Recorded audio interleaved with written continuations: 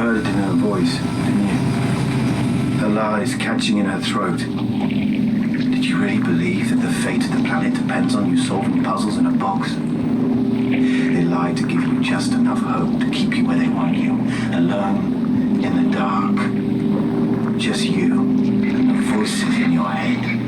Hello? Who is this? Who are you and how are you on this frequency? Sir, this is a private government channel. I don't know how you're broadcasting out here, but what you're doing is illegal. What is your name? You people scrubbed my name out of my head. All I am is a number you gave me. 919. And you can pretend all you want, but now he knows the truth. No faith, just facts. Hello? Hello? Listen to me. I have no idea who that person is. Whatever he's been saying to you, you need to ignore it. If he contacts you again, just blank it out. I'll contact Mission Control and find out what the hell is going on. I'm orbiting out of range, but remember, your mission is everything. The entire world is depending on you.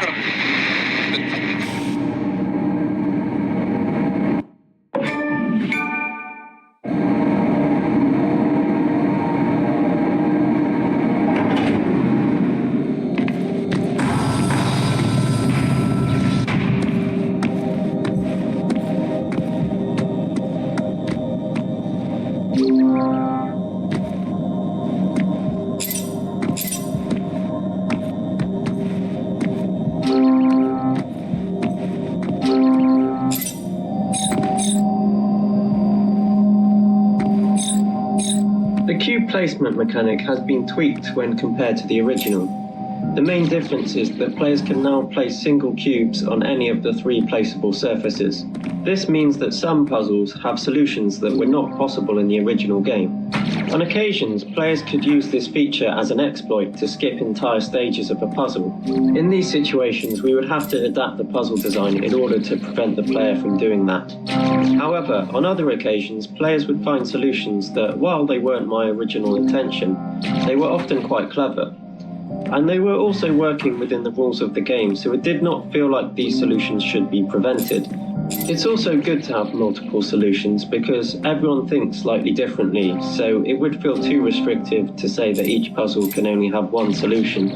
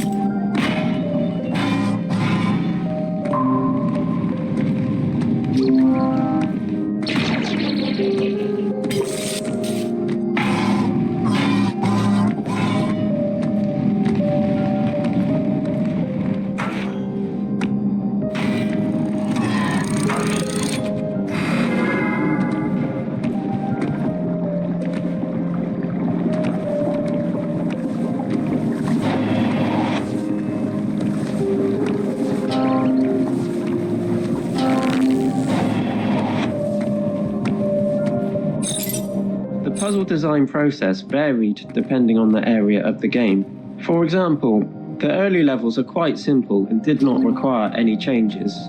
However, the further you go into the game, the more changes there are when compared to the original.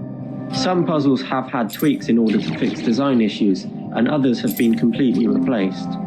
When it came to creating new content, most puzzles came from a process of design and experimentation. I would often find that while I was testing the game, I would discover new ways to interact with the mechanics. Then I would attempt to design a puzzle where that particular way of interacting was the solution. So in that sense, the ideas behind the puzzles were discovered through testing and experimentation, but the actual layout for each puzzle was designed. One thing that was helpful was working with constraints.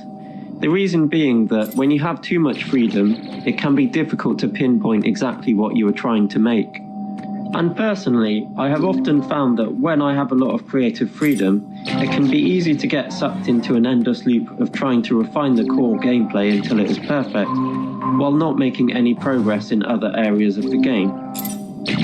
When it came to the remaster, there were design issues we inherited from the original, but we weren't willing to make any major changes because then it would feel like a different game. And this was beneficial because without the temptation to change the core gameplay, you're able to focus on what is already there and come up with creative solutions.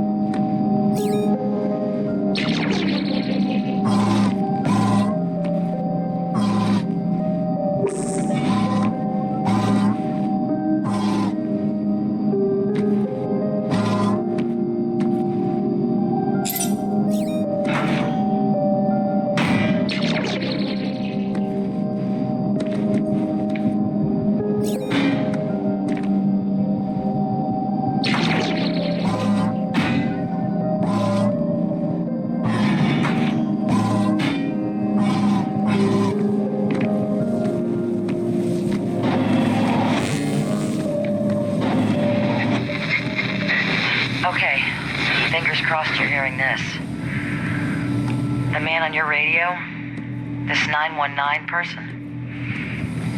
Mission Control say that 7 years ago, they had a space shuttle malfunction and fall out of orbit. The shuttle's name was 919. They lost contact. It drifted out into deep space, and everyone assumed the astronaut on board was dead. It's possible that his suit kept him alive. There's a photosynthetic layer, just like yours, that converts light into proteins and oxygen. But they didn't think it could last that long. The astronaut's name was Jonathan Burns. And if he is Jonathan Burns, he's been alone in the dark for a very, very long time. He'll be confused. He may not know where he is or who he is. Here we go. I'm orbiting out of range. I'm warning you. Deep space and isolation destroy the mind. Don't listen to that voice.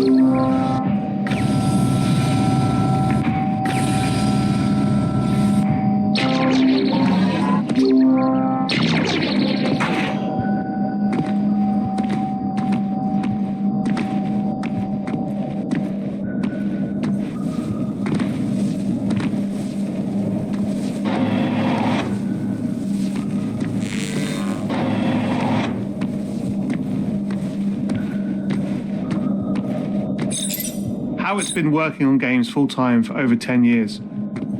In over a decade of making games, we've learned a ton. We've shipped multiple different games across various studios and different game engines.